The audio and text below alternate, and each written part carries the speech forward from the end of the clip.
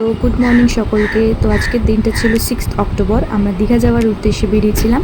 তো আমাদের বাস ছিল ধর্মতলা থেকে সকাল 7:30টার সময়, এক্সপ্রেস লাইনে বুকিং ছিল। তো বাস ঠিক সকাল 7:30 ছেড়ে আমাদের সেকেন্ড ব্রিজ দিয়ে যাচ্ছিল। তো সেদিনকে একটু হালকা কুয়াশাও ছিল।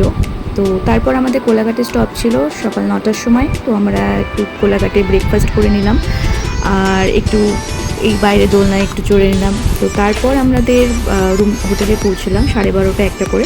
তো এটা হচ্ছে আমাদের হোটেল এমটিএম সিসাইড নিয়েছিলাম একদম বিচের ধারে। এটা হচ্ছে হোটেলের এন্ট্রান্স।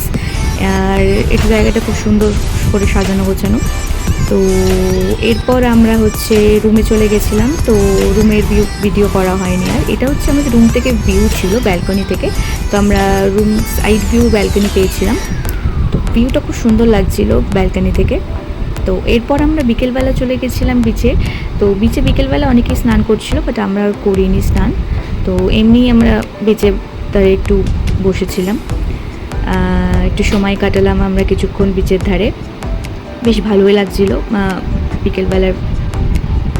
এরপর আমরা সন্ধেবেলা বিচের ধারে একটু ঘোরাঘুরি করলাম। তো এটা হচ্ছে সন্ধেবেলার ভিউ ছিল। তো এরপর আমরা একটু মন্দিরে চলে গেছিলাম, মন্দিরে জগন্নাথ দেবকে দর্শন করতে। তো এটা হচ্ছে রাতে মন্দিরের ভিউ। তো খুব সুন্দর লাগে এই লাইটিংয়ের জন্য। আর রাত্রিবেলা আবার একটু বিচের ধারে এসেছিলাম, একটু সময় কাটিয়ে তারপর আমরা ডিনার করে হোটেলে ফিরে গেছিলাম। তো চলো, bye bye, thanks for watching.